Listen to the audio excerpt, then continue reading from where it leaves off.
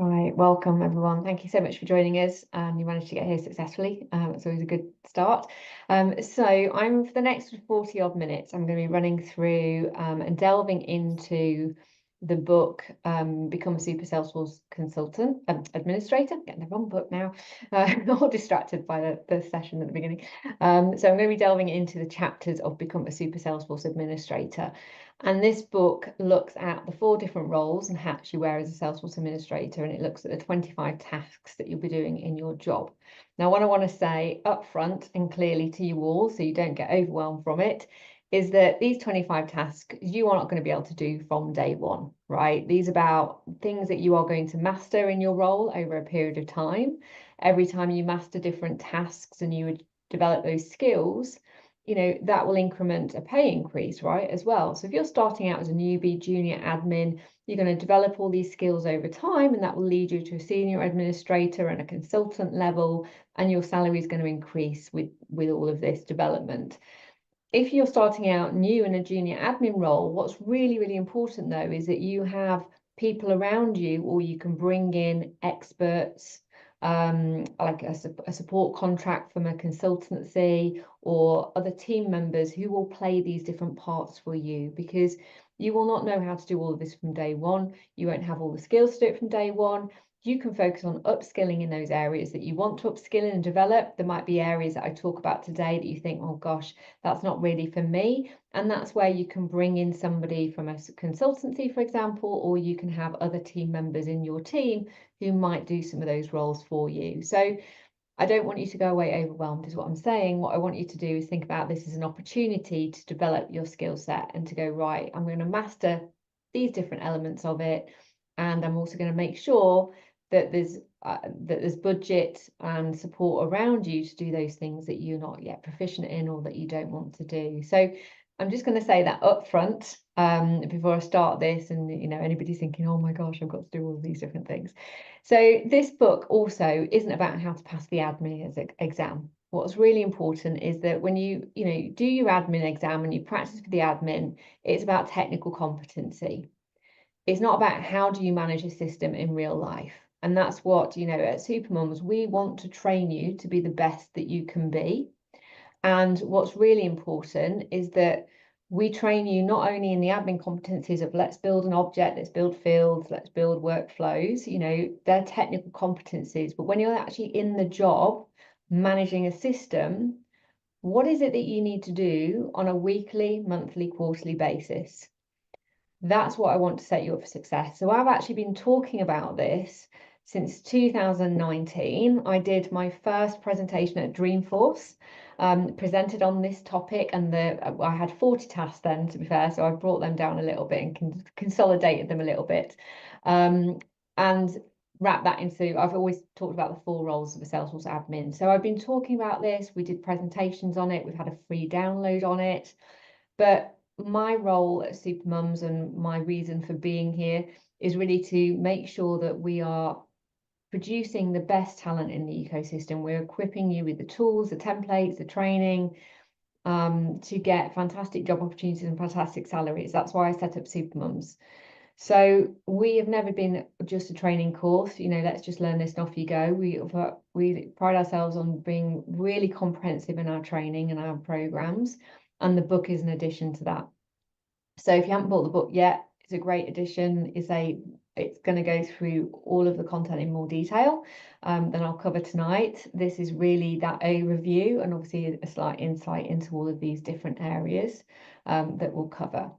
So for those of you that don't know my background, I became an accidental Salesforce admin back in 2010. I was looking and managing I set up a system for my business that I was running at a time, which was a business and career coaching company, and really trained myself up. I worked with a consultant for a little bit, but basically built most of the system myself and managed it, and just really got addicted to it, as many people do, and kept investing in training. So I did my app builder, I did the consultancy skills course, I trained up in Agile project management, change management, business analysis. So again, this is why I'm saying you might not have all this from day one, but these are the skills that you're going to be training up in. These are things that you want to do to keep building your confidence, your skill set, your capacity. they are skills that you are going to need in a Salesforce role as you go on. So I've been working with Salesforce since 2010. I set myself up as a freelance consultant after running that original nonprofit, and then grew a Salesforce consultancy to a team of 20. We worked on over 700 projects, 350 nonprofits during that time. And so I've got lots of insight, but equally been in that position where we've got to empower those customers to manage their system. So a lot of what I learned and the practicalities and the methods that I learned running the consultancy is now what I teach on what we teach on our consultancy skills program. So I deliver the consultancy skills course and train people up in business analysis, agile project management, change management. But equally, so we've trained people on how do you manage your system? What is it you need to do? So I'm delighted that we've been able to bring this book to fruition, thanks to quite a few sponsors as well that have sponsored different chapters of it. And I'll be talking about some of those sponsors as we go through. And we've been running Supermums for 8 years and training people on from admin upwards through different courses: Data Cloud, Marketing Cloud, CRM Analytics, consultancy skills, and MuleSoft are the different courses that we run. And just, incredibly passionate about making sure, as I say, you get great career opportunities and great salaries and you're progressing as part of it. So some of you are alumni and you've been part of Supermums for a while, you know all about us, whereas you might be new and joining us today. As I say, we're an authorised Salesforce training provider, but alongside all our training that we do, we also have a recruitment service. So if you're looking for jobs, you can register with us on recruitment. And if you're hiring, we can help you hire great talent. And if you are looking to volunteer and give back, you can register as a volunteer mentor with us as well and mentor the students coming through the programme. And we equally work with companies who sponsor us and say hire talent. So we have people all over the world that have joined our community, really rich and diverse community everywhere. And as I say, part of that is seeing it tonight as well. There's obviously a lot of people from all over the world joining us, from Australia to Ireland to USA to Scotland and Slovakia and everywhere else that I saw in the chat. So welcome. This is the code if you want to grab the book. We'll share it again at the beginning, but this is the code to grab the book, which is on Amazon. So it got rated as bestseller on the day one when everybody's buying it in 4 different countries and 4 categories, which is really exciting. If you have read it, please do leave me a review on Amazon. I'm keen to get some reviews on there as well, so other people will find it if you loved it. So let's delve into the content, because I think if you're like me, you like learning by hearing, and if I can teach you stuff this way, then that's great, in addition to the book. So the things that we're going to delve into over the next hour is the 4 roles of a Salesforce admin. So the first role is about being the data champion. It is about managing security of the system and making sure that you have good data integrity so your users trust the data. It's one of the big reasons why systems fail. People don't use them because they don't trust the data. And equally, you've got to make sure that the system is complying with data protection and that there's no data breaches. So we're going to be delving into that. The second is about your role as the problem solver. And I think that's the big thing of being a Salesforce professional, is that you are actually solving problems every day and making people happier, right? That's your satisfaction, is you're producing solutions and giving people that, light bulb at the end of their day. They've got a better way of working, they've got what they need, you're always solving problems for them. So we're going to be looking at system management and how you manage the system to keep it healthy and functioning for everybody. Then we're going to look at you as the change agent. And this is where you are managing and supporting, empowering, enthusing. I talk about 3 E's actually: empowering, enthusing, and educating the users on a daily basis to make sure that they know how to use the system, that you maximize user adoption, because again, that is another key risk of a system failing and people not using it anymore. You are about managing that change. We're going to be talking about some strategies for that. And then the 4th role is about you as the innovator. This is where, you can look at all those shiny new toys and go, oh, what new product could we implement today? What new product can I learn? And actually, as a Salesforce professional, that's something that you really enjoy and love. What's really important here is that you obviously are listening to what the business needs, and you are thinking about the technical solutions mute. You are looking at the technical solutions that are a response to that and are going to solve the problem. So your CRM roadmap needs to have a really good business case where you can demonstrate the return on investment in order to convince the executive sponsors that are going to invest in it. So we're going to be talking about how you would do that, what you need to have in place, and those different angles. So as I say, we're going to cover quite a lot of things. Some of these things you will need to do from day one. Some of these things you might have other people to do, and you can develop your training to do them as well. So welcome everybody that's joining. I can see we've still got people joining. So this is the overview of the 25 tasks against the 4 different roles. As you can see, they're broken down by daily, weekly tasks, monthly tasks, and quarterly tasks. This is also downloadable from our website as a quick handy printout. So if you want to navigate to this link, supermums.org/resources, you can download the free checklist there, which gives you, as I say, this sort of overview. So you've got it printed out as a handy version there for you. So take a snapshot of that if you want as well. But this is, what you want to do if you're going for you will all be at different stages. But what I want to suggest to you is if you are going for job interviews, present this in your job interview. Say to them, like, I understand my job as a Salesforce admin is to manage the system. My 4 roles are this is my 25 tasks. This is how I manage my time. Use this because it will make you look incredibly organized, that you understand what your job role is. And it will just really impress them that you have a strategy for your role and you understand it all. And they might not even know that all of this exists. So being able to talk through these different things with them might be what they need, because maybe they've never hired an admin before, maybe they don't know much about Salesforce, it depends what kind of role you're going into. So use this in your interview. The other place might be is if you have a manager that doesn't really understand your job and what you do, because maybe again you're the only solo admin there, use this to explain to your manager what you do, but also negotiate the pay increase. Because what's important is that if they're recruiting you as a junior admin, you're going to be on a lower salary, but the expectation is that you can't do all of these things as a junior admin.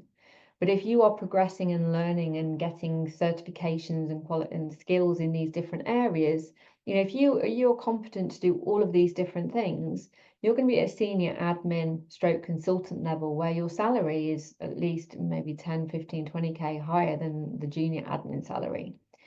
So you want to be discussing with your manager, making sure that they're clear on everything that you need to do, what your tasks are, and that you can discuss that progression plan with them. Now, this is all in our book. So in the book as well, it talks about the career progression plans and everything as part of that. So, bear in mind that all of this development, helps you educate people around you and what you've got to do. So let's delve into these different areas in a little bit more detail, and welcome to those that have just joined. Don't worry, you haven't missed too much. I will be going into now the 4 different roles and the different tasks. So I will continue.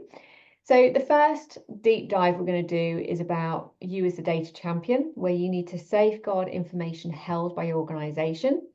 Now, there is a level of pressure here that it is really important that you are making sure that you're compliant with data protection and you're making sure that there's no security breaches. So this is one of the things that you really need to make sure that you're on top of, and that you are putting these tasks in your diary to do, because if you don't do them, as I say, there are risks. So there could be a data breach where somebody is accessing your data who no longer should be for any of it. It might be an ex-employee because their user access has not been taken away from them, or it might be somebody's managed to log in because the MFA wasn't activated. There's different reasons why there might be a data breach. It might be that data's been overwritten for some reason because of an integration. Data breaches and overwrites can happen for a variety of reasons, which is why it's important to have things like backup solutions and everything else, and I say the security top notch. So it's not hard to manage all this stuff, but it's making sure it's in your diary, and so it's not something to be scared of if you're doing it. But if there is that situation where there is a data breach, then obviously there could be things like financial penalties for the company, there's risk of reputation, and people might not trust it, so might no longer use the system. So hopefully that's enough of a reason for you to kind of focus in on it. What I'm going to do though is suggest, before we go into like the tasks and how you manage it, what you want to do is do a baseline and do an initial review of what the baseline is for your organization. So the first thing that you want to do, I'm just putting people on mute. The first thing you want to do is make sure that you've analysed all the risks related to security and data. Now, we have you covered on this because you might be like, what are the risks? How do I know what they are? In the book related to the chapter, we have a download that you can take, which has like all the different risks, like a risk mitigation strategy in it. And that means that you can go through that and go, right, actually, these are all the things that I need to be thinking about. Let's tick and check them off.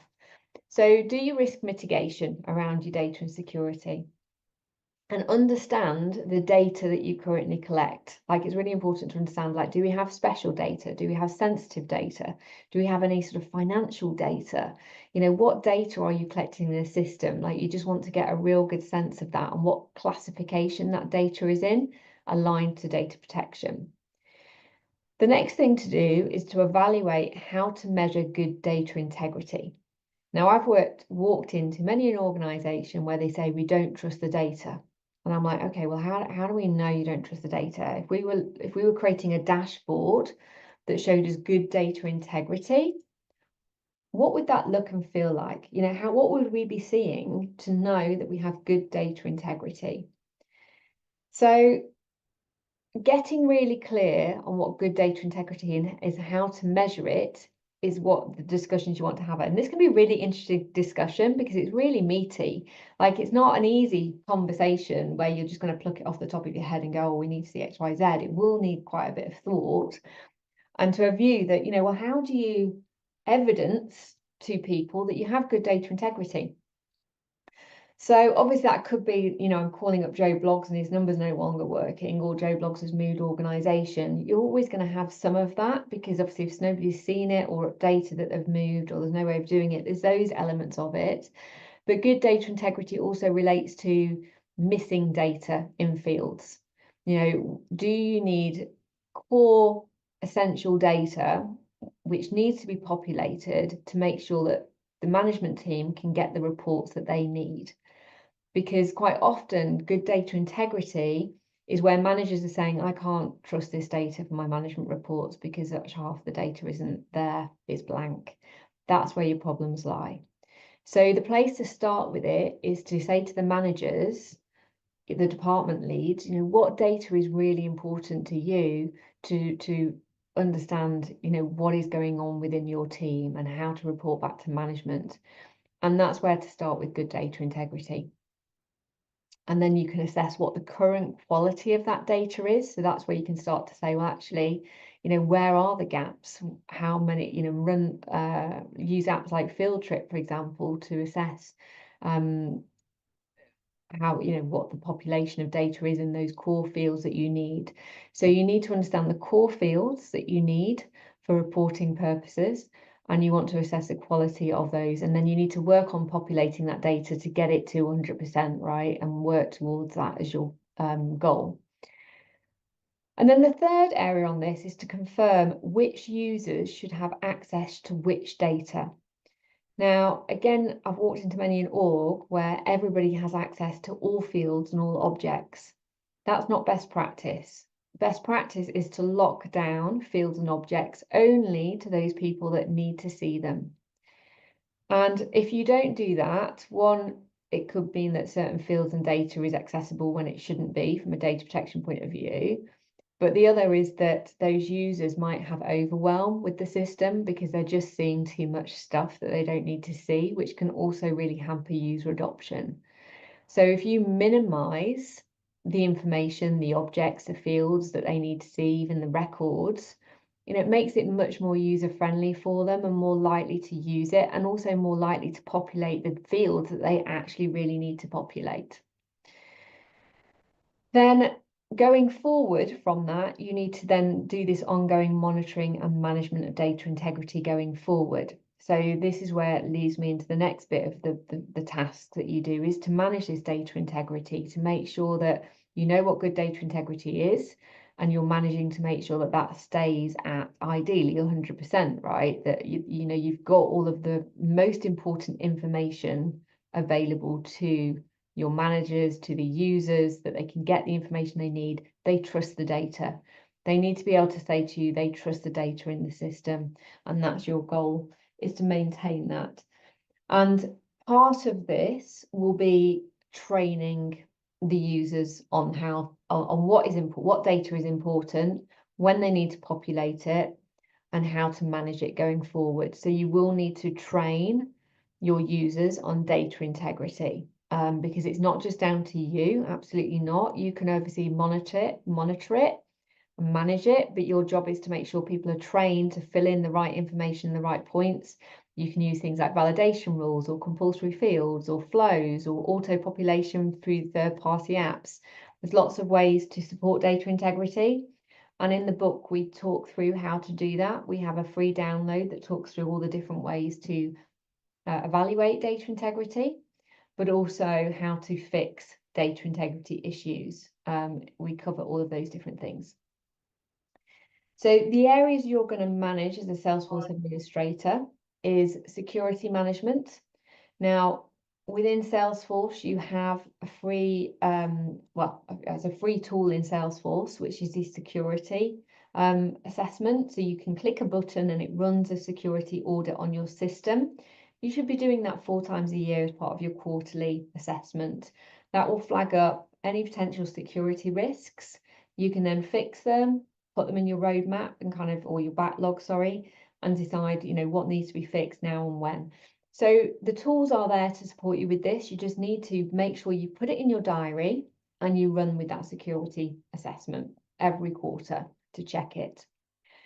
Alongside that, you continue to do the risk assessment. You continue to do that risk mitigation and go, right, you know, have I checked all these things? Are we still in the green? You know, have a RAG rating for it. Are we still okay with this? And then you should have a data governance strategy, which sort of explains how you do all of this. And alongside that, you need the data management guide. And the data management strategy is really about what are the things you're doing to manage the data. So similar to what I talked about earlier, it's about making sure that you have validation rules or compulsory rules, or you have apps that help clean up data. You know, data management is about all those different things, those technical skills and functionality that you can use to make sure you keep good data integrity. So data management and governance is about the strategy and the actual day-to-day management of data integrity. Then the fourth area is around contact and consent management. So this is how to manage contacts and consent to align with data protection. Now, every country has, or a region, it depends on where you are, will have a data protection policy. So if you're working for an organization, you might work for an international organization that has data related to different countries, or you might exist in one country and all the data is related to one country. You'll have to understand what the data protection laws are in that country, and then obviously to make sure that all the contacts you're holding in there, you've got that backup to say how they've consented to it.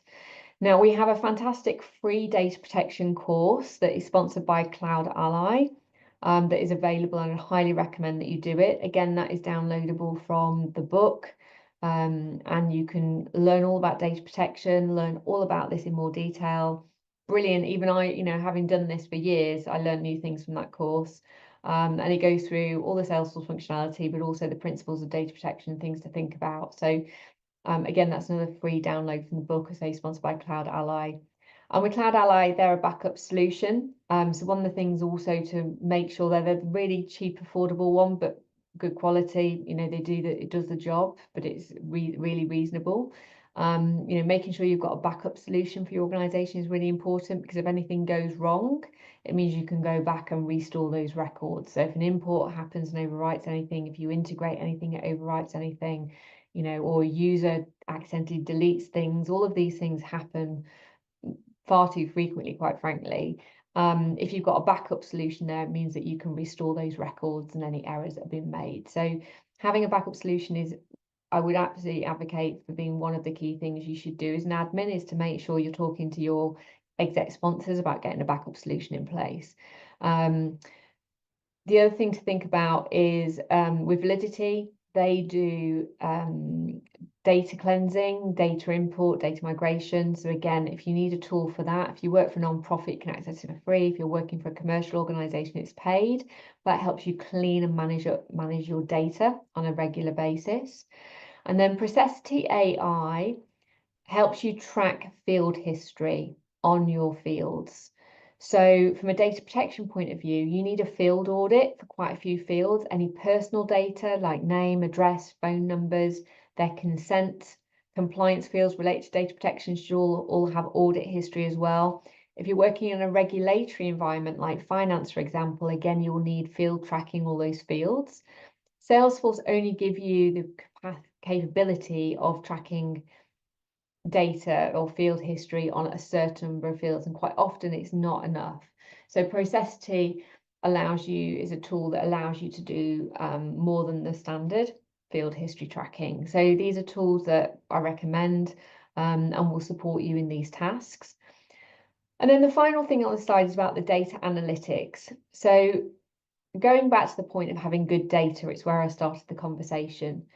Is for good data, one, an end user needs to be able to look at Joe blogs and appreciate and trust that their data is up to date, that the phone number and the address and the email is right. That's one thing.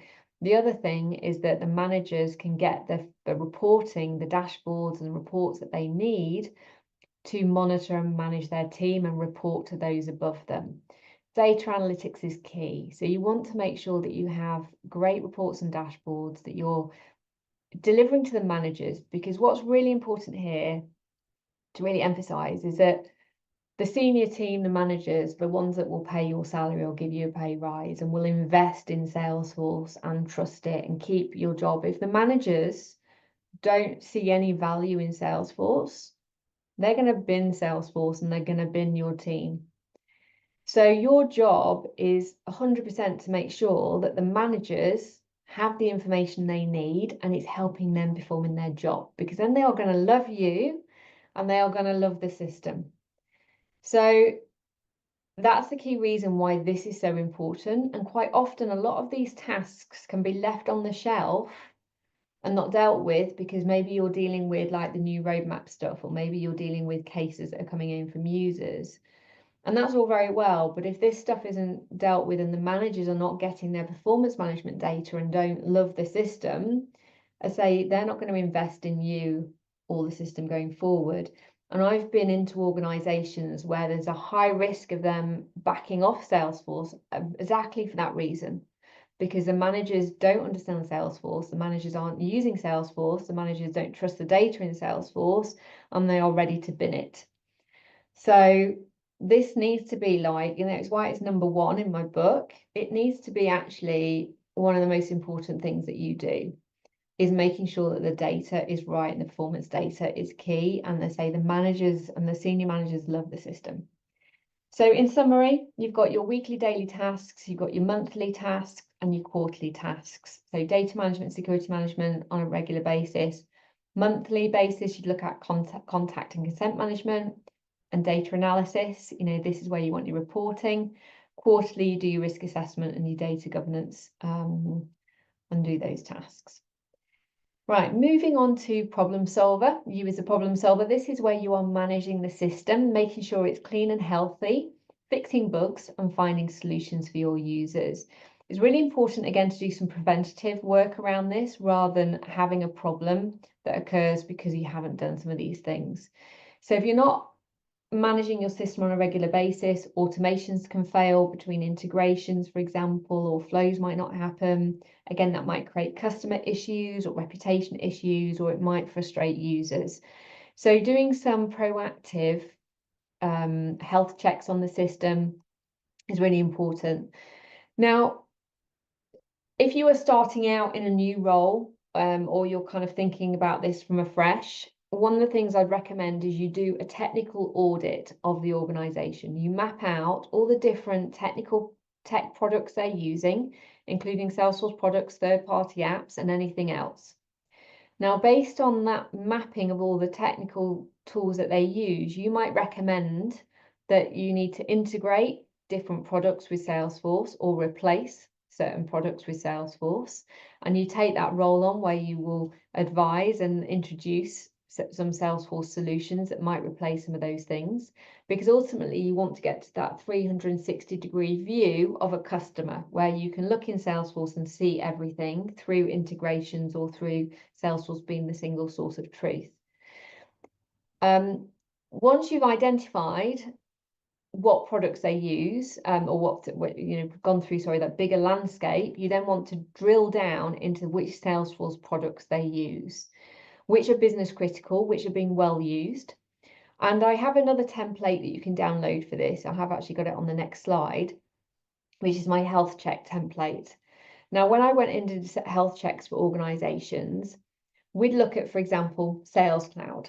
And within this health check template, we've got all of the features listed for Sales Cloud, all of the technical features that you can use in that product. So when we went into an organization, we would present and say, currently you're using 50% of the features of Sales Cloud.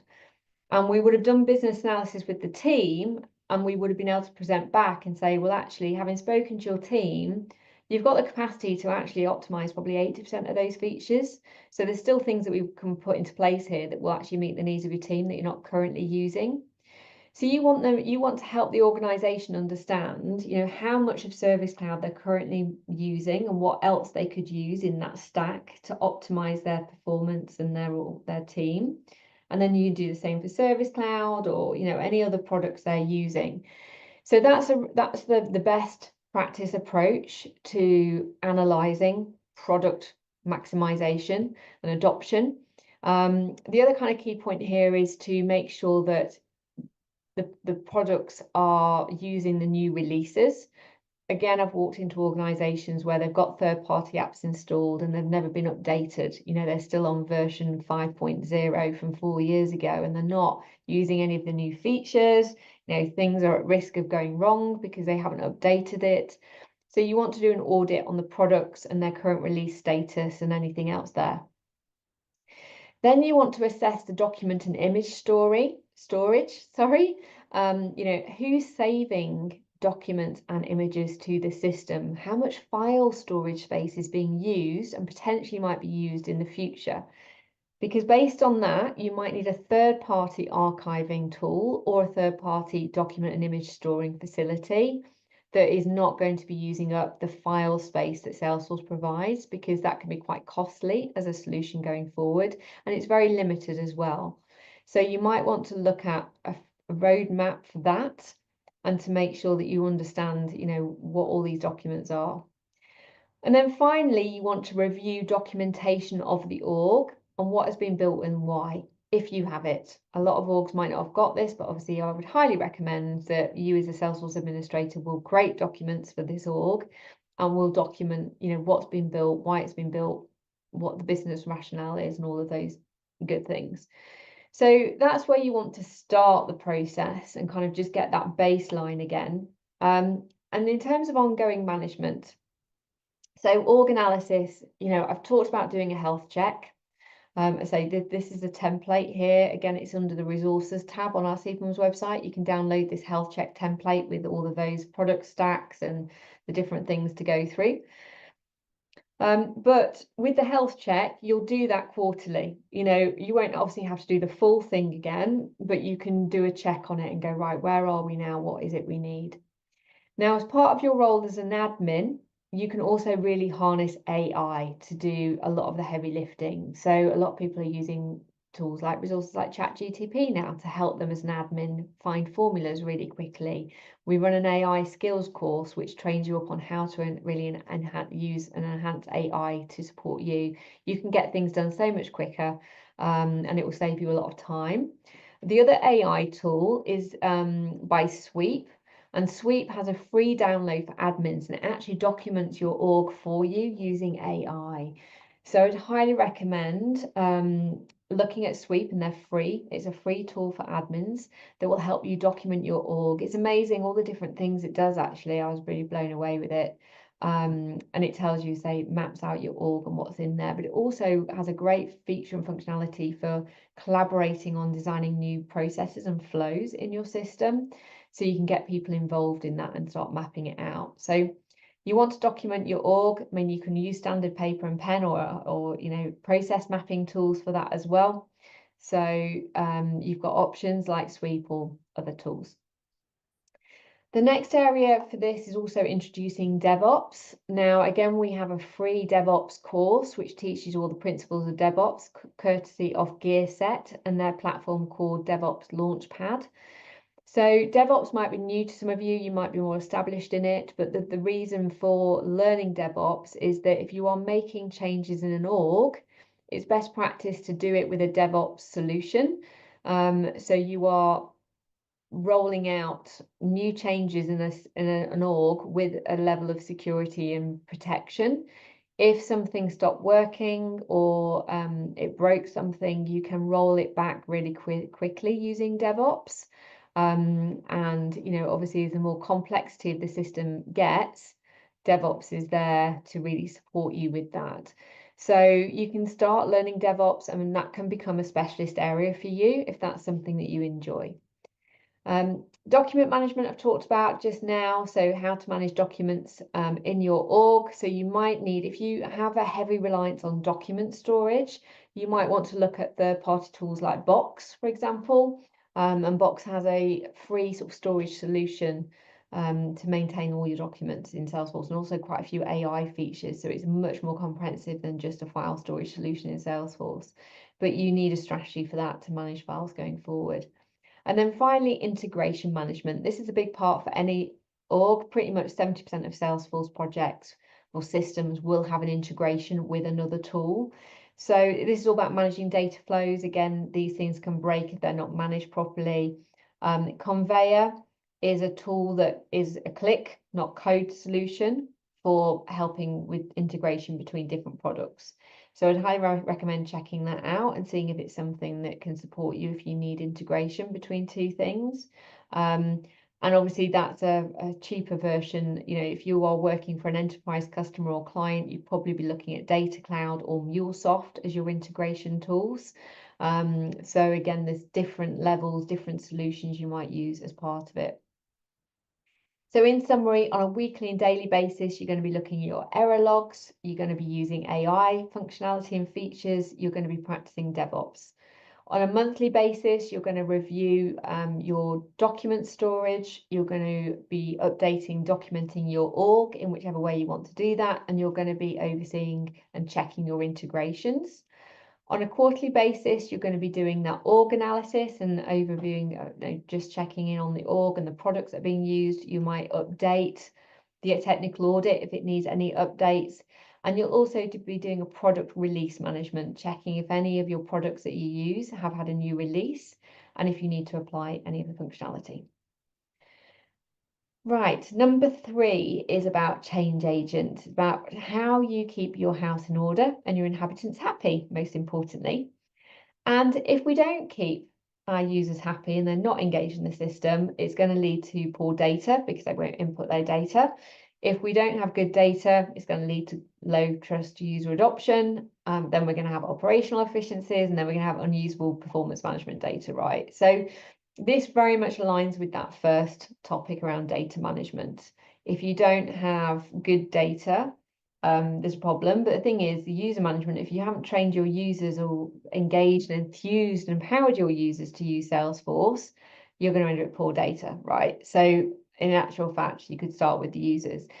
Now, user management is, again, there's an initial review that I encourage you all to do to understand your users, how they use the system, who they are, what their characters are, and I'll talk through some of this in a minute.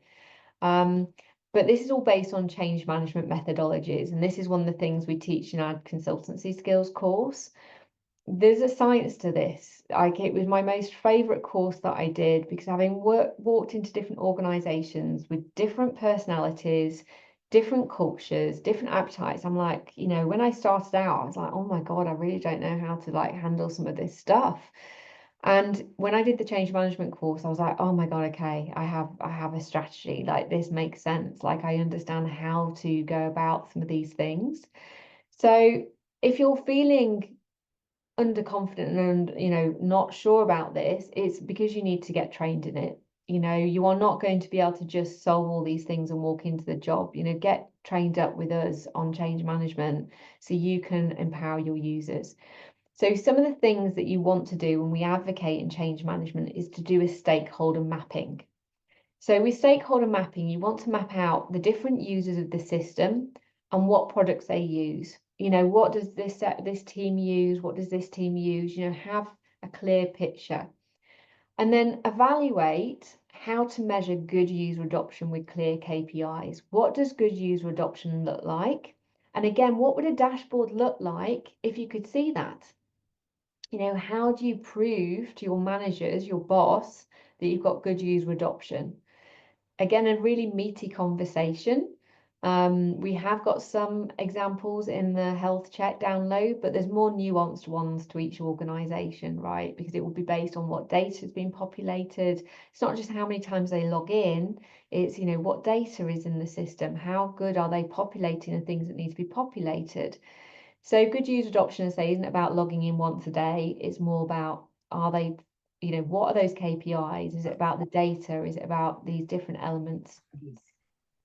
So you want to get clear and you want to build that dashboard about it. Next, you want to confirm the culture of the organization. Now, there are 4 different cultures typical. I mean, there might be more than that, but through our change management course and what I learned, there's 4 different main cultures of an organization. To give you an example of that, if the culture of the organization is a machine-led environment, it very much aligns to a regulatory type environment. So they are governed by maybe financial or healthcare compliance. Now, in a machine type environment, you are going to be really doing a top-down approach. This is where the managers are going to be deciding on what the system needs to do. And then there's going to be training that is telling the users how to do their job. And the training strategy is likely to involve some sort of LMS system where you'll produce training videos and you will upload those to an LMS system so you can track and monitor that people have watched them, completed like a quiz or some sort of assessment like you do on Trailhead. And you've got that audit trail that they've completed the training, because in a compliance-led environment, you need that audit trail. You need to make sure that everybody is absolutely doing what they need to do. And they are being told that this is a way to do their job. And if they don't, the likelihood is they're going to get a sack, right? Because it would be part of their new contractual obligations. So that type of approach and how you operate is going to be very different to the other 3 different cultures of the other organizations with the 3 different other cultures. And so you need to adopt your style and amend your approach to empowering users in very different ways in different types of organizations. Now, the other thing to think about with this and your approach is that assessing the different stakeholder personalities. We talk about 4 different sort of camps that people might sit in, which, there might be the champions, the people that are really excited about it, but you might get the sleepers, for example, the sleepers that just don't want to know about this, and you need to wake them up to it. Then you've got the blockers, the ones that are really the poison ivy that really don't want this to happen. So stakeholders can sit in those 4 camps, but you can also get different learning styles. And so you need to make sure that you're rolling out training to align to their learning styles. And when I talk about learning styles, I talk about audio, digital, kinesthetic, and visual. You want to give a gold standard training strategy that's going to cover all those 4 different learning styles. Because if you just deliver in one way, it's not going to lend itself to all the other people, and then they won't get it, and then they won't adopt the system, and then you've got a problem. So within this, we talk about, say, the gold standard training strategy, where you're delivering training in a way that's going to cover those 4 different learning styles to maximize user adoption. And the final thing is that you want to have a really good motivational strategy in place for encouraging good user adoption. Now, the motivational strategy will very much align to the culture of the organization. I've worked with some organizations where they are really into like trailhead and gamification, and they have a leaderboard like on their wall and they're all doing it, right? I mean, that's brilliant. There's other organizations that absolutely are not going to entertain that whatsoever. And they will have a different motivational strategy, which might be all about what's on the reports and dashboards. Like if we see it in Salesforce, the mantra that I should always teach and I was taught is, if it isn't in Salesforce, it doesn't exist. So if you are basing, management awards, team performance awards based on data in Salesforce, obviously they are going to be really motivated to make sure their data is correct in Salesforce, because that's where they're going to get the prize for something. So very different motivational strategies for different types of organizations, different users and everything else. And you've got to understand all of this in order to know how to go about it. You need to understand the culture, the culture, the different personalities, the different temperament of the organization, what good user adoption looks like, all of that before you can start managing this on a day-to-day basis. So the things to manage are change management, how to facilitate change within an organization. So that's everything we kind of just talked about there. The next thing is making sure that you've got a support desk set up so you can facilitate and manage support requests from users. So if any user needs you, they will log a case in the system and that will come to you. You don't want people emailing, Slacking, WhatsApping you, phoning you, all these different things. You kind of want one sort of passage of communication, because that means that you can capture everything in one place. Next is you want to have Salesforce champions. You want to mobilize departmental champions in each of those different areas. So you have a team of people, and they are really your ears and eyes on the ground, listening to what's going on in that team, and they're reporting back to you. They might even have delegated admin responsibilities. Then you want to make sure you're training your end users using this gold standard training strategy that aligns to different learning styles. In terms of product roadmap, and obviously that's where we'll go next, is you also want to be looking at how you can harness AI to foster user adoption. So tools like Rocket Phone, for example, and Sharing Pics are using a lot of AI functionality now. And if you embed those in your Service Cloud or your Sales Cloud implementation, they are going to really cut down a lot of administration work for your team, and it's going to make them love the system more. So if there's a real clear business case to implement third-party apps like Rocket Phone and Sharing Pics, then it's definitely worth looking at that if it's going to save everybody time and money and headaches around admin. And then the final one is around this measuring user adoption. So tools like Improved Apps has a free tool resource that you can download to support with managing user adoption. So that's definitely something that I'd recommend and look at as part going forward. So in summary, on a weekly, daily basis, we've got the support desk and training that you'll be doing. On a monthly basis, you've got measuring user adoption and working with your Salesforce champions and having a monthly meeting with them. And then quarterly, you're going to be reviewing your change management strategy and looking at potential AI functionality, because I tell you what, the speed of technology innovation at the moment is incredible. So it's just something like, this is the bit that you love, right? Let's have a look what's out there. What are people doing? Attending events like this, attending demo jams, etc. Embracing some of this AI functionality, which is going to help your users, is something that you're going to have to keep thinking and looking at and doing. And finally, the CRM roadmap. Appreciate we're slightly over time because I think we started a bit late, but we will finish in the next sort of 5 minutes. So the innovator, this is where you are looking at those products for the future, but it's got to be based on organizational need and there's got to be a clear ROI. But if you can demonstrate the ROI and business case, then that's obviously where you're going to get your hands dirty with new products, which is very exciting.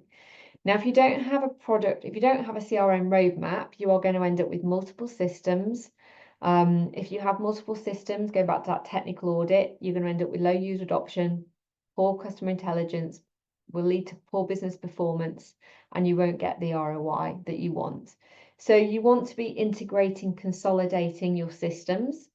And what the key things that I'd recommend when you head into this sort of area is you want to first understand the 3-year business plan for the organization. this is where you are putting your management hat on and going, right, how am I going to help this organization achieve its ambitions? You are the technology evangelist. You're the one that's going to help them harness the power of technology to make their dreams come true, right? To help the managers achieve their goals. So you really need to understand what their business plan is, what the management KPIs are, and then you need to also evaluate the biggest challenges or opportunities they have to realize their ambitions. Again, you've got to make the managers and the management team your best friends, and you've got to help them, right? They've got to love Salesforce. You've got to make sure that you're presenting things to them that are going to solve their challenges and help them achieve the dreams. Now, once you understand this information, you can then appraise the technical products that are going to add the most value. And you will then want to present a business case on, what the return investment will be if you implement Rocket Phone or Sharon Pix, for example. So you want to build the business case for the roadmap. It could be a new Salesforce product, it could be the third-party app, ISV, etc. But you will only get these invested in if they help solve the problems of the managers and you understand the business plan, because you are helping, say, be the evangelist for that organization. So the things that you want to manage and be part of, and if you don't have these skills now, it's where I definitely recommend skilling up with, and that's something that we can support you with, is within your organization, you need to have a center of excellence. And this is a governance structure where management team and the Salesforce team will actively look at, what are we investing in the CRM roadmap and what ROI are we getting back from the products already? You want to have clear KPIs for measuring the ROI. How do we know we're getting what we need from these Salesforce products? Is it achieving the right results? So ROI is really, really important, and discussing this in Center of Excellence on a regular basis is important. Now, the next thing is Agile project management. And this is because you are always going to have a to-do list. But what I'll emphasize is that as a Salesforce admin, you don't have really, it's not down to your decision about what requirements or what cases you are working on in what order. From an agile project management point of view, you need to understand the business goals and the business priorities and the business pain points, and you need to use that to prioritize your task list, your backlog that you're working through. And so when you wake up in the morning, you say, what am I going to do today? When you're using agile project management techniques, and the methodology that I teach is the DSDM methodology, you wake up and go, right, I'm going to focus on the tasks that are the most important and business critical requirements right now that have been told to me from the management team. So the Center of Excellence is a management team. They're explaining the business ambition, they're explaining the business challenges, they're helping you prioritize your daily workload, and you're guided by that. So that's why Agile project management is so important, because it gives you a way of managing your backlog, of prioritizing things in a way that is always aligned to the business critical requirements. Now, in order to gather these requirements, you also need, either it's you or somebody else in your team, to be skilled in business analysis to keep gathering requirements and evolving the system. So you can skill up in business analysis, and that will teach you how to gather and document requirements for the system. Or you work with somebody, whether that's a consultancy, or you bring in a team member as a contractor or an employee who's a business analyst that works alongside you.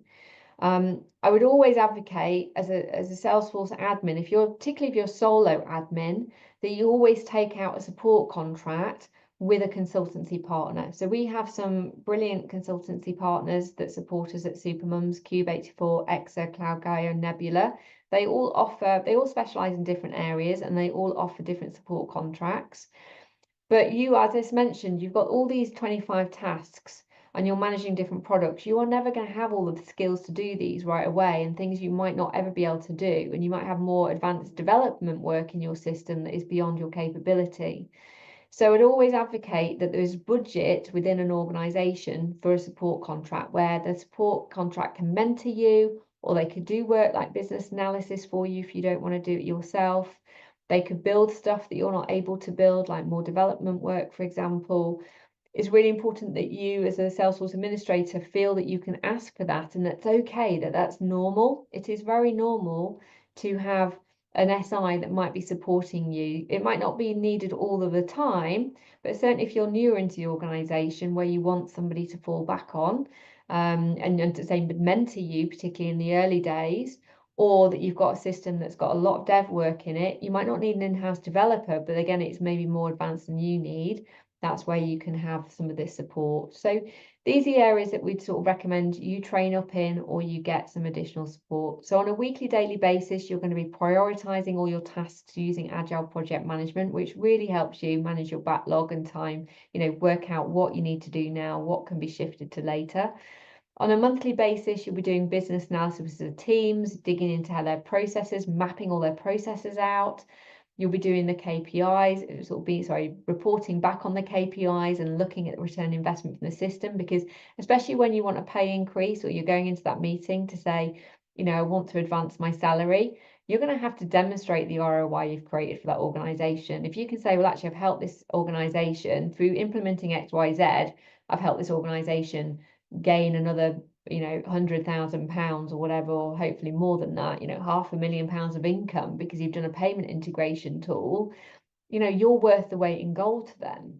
So make sure that you demonstrate the ROI that you're generating for that organization in order to ask for that pay rise, or to hire new team members, or whatever it is.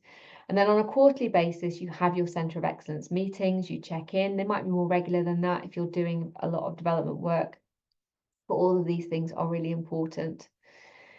So overall, that is the 25 tasks. As I say, in the book, we go into everything in more detail on those chapters. Each of those tasks has more blurb. If you are interested in training up in those consultancy skills around business analysis, change management, agile project management, and you've got questions around any of these areas that we've spoken about today, then our consultancy skills course is available either on demand, or you can do it over 12 weeks with live instructor-led sessions with me on a Tuesday, normally at 3 p.m. GMT time, and also get a one-to-one mentoring session. So typically with investing in these skills, you are going to get that pay increase, that salary increase. So it's that ROI that you're looking for. Many of our supermums have come through and got the 10K increase within a year or two, and then jumped again, and are after 4 or 5 years in the system have jumped 20 grand, right? Because they've invested in these skill sets. So our consultancy skills course for the 12-week course starts next week. On the 22nd of April. It's 1,500, so it's a good ROI in terms of, if you get that and you develop these skills, you can obviously get the pay increase over time. Or you can buy it on demand without the live instructor-led sessions. Lynn will put the link in the chat so you can download a pack and have a look at those the course content in more detail. So yeah, Lynn, if you can put that in the chat. And the on-demand say doesn't have live instructor sessions or the mentoring, so that's all there. But the key thing about this is you will be empowered to gather and document requirements confidently. You'll be enabled to prioritize and manage requirements and workload, and you're going to feel equipped to engage your users and maximize adoption at the end of the day. So these are all skills that an admin will need or develop at certain points in their journey.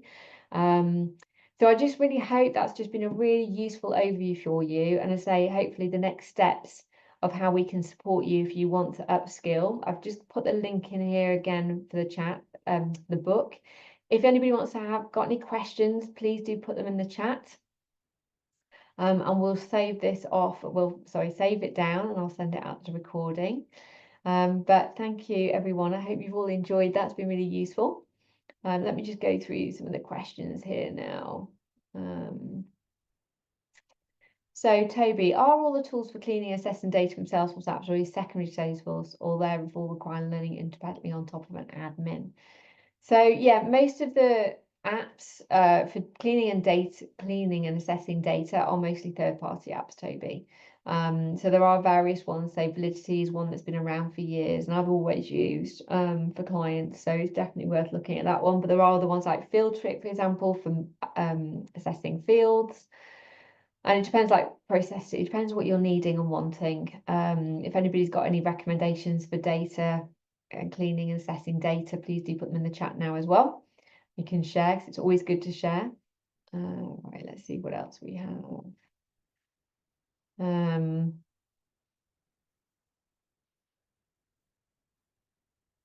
Thank you, Tasman. Glad you enjoyed it. Thank you, Anita. I found you guys useful. Thank you, everyone. Any other questions, let me know. I'm here. So, Mahal, you said that is there a similar admin masterclass for beginners? So this is, I mean, this really is for beginners. But as I say, you know, if you're working as an admin, you're going to be harnessing all these different tasks or working with people that will be doing the tasks. So it is very much, you know, giving the overview of an admin role. But as I mentioned at the beginning, you know, don't feel that overwhelm of like you can't do everything. You won't be like the master of all of these things in day one. You are going to develop these different skills. So yeah, Alexis, for KPI information, I have basically a list of 15 typical KPIs in the book. So what I would go in with to organizations is this like list, you know, to say, well, look, these are the most typical 15 KPIs that you'll measure for ROI. You know, which of these are relevant and are there any others? So, you know, you're not starting from scratch. You know, the 15 KPIs that I present in the book are typically the ones that, you know, you'd often see. So that's a great starting point. It's all in there for you. Thanks, Linda. I'm glad you found it really useful. Thank you, everyone. I'm glad you enjoyed it. So Margarita, will you say it's possible to find an admin role where you are training, or do we have to finish training first, then find the job? Yeah, typically you'll have to be certified, Marguerite, to get a job. You know, people want people to hit the ground running, unless you're the only difference to that is that you get a lot of accidental admins, right, where they're working in a company and that company's choosing Salesforce and they've chosen to train somebody up. So if you happen to be working for an organization that's using Salesforce, then absolutely you might end up being trained up and becoming as an accidental admin. You weren't hired to do that job, but a lot of people start there. But if you were outside of that world and you weren't in a company where they are,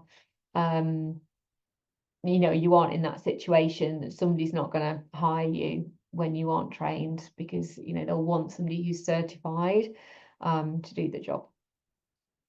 Astrid, yes, I'll send out the recording of the session, no problem. I'm glad you found it useful, Sophia. Thank you, Nazim. So I know we just went slightly over time, but thank you everyone for joining. I hope you do amazing work in your admin roles. And I hope this has been useful for you as a source of guidance and support for you. And best of luck if you're going for jobs. You know, make sure you use this. If you're going for your performance review, make sure you use this. Use it as a way of sharing everything for you as well. Lynn's just mentioned, if you know anybody that's looking to do the Salesforce admin course, we have a Salesforce admin course starting on first week of May.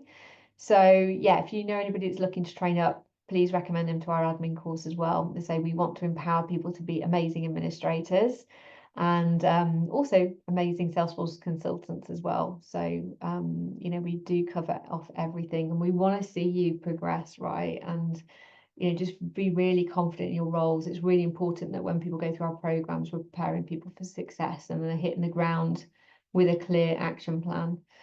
So very happy to support anybody. Let me know if there's any other questions that you have before we wrap up. I know you're all at different time zones. God knows what time it is in Australia at the moment. It's morning. Angela said, yeah, we can watch the session. Yes, we will send out, I will send out the replay. So you can watch it back. No problem at all. Great. Well, hopefully I will see some of you on the consultancy skills course as well. And we will have a Tableau course starting, Astrid. We are planning to do that. We have an instructor lined up. So watch that space. It's something that we'll be looking at for our new sort of year starts May onwards. So we'll be getting things, yeah, in line for sure. Yeah, but if you've got any questions about the consultancy skills course, let me know. As I say, it starts next week. Super great bunch of, you know, we get together as a group every week and we brainstorm everything and chat about different things.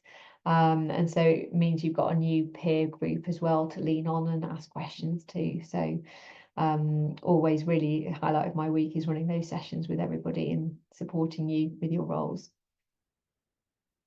So fantastic. Great. Well, I'm glad you've enjoyed it. Thank you everyone so much for joining. And it's been lovely to meet people who are new. Please do connect with me on LinkedIn if you're not already. Please do leave a review for the book on Amazon. I'd really enjoy that as well, because they will help sort of raise its profile and other people to find it. And thank you so much for joining. And I shall speak to you all at some point very soon, no doubt. We'll see you on the course. Thank you, Mary. I'm glad you ordered the book. Brilliant. Good evening, everyone, or good day, good morning, wherever you're in the world. And we'll see you soon. Thanks, Lynn, for helping. You're welcome. Thanks, everyone, for joining. Thank you. Bye. Bye.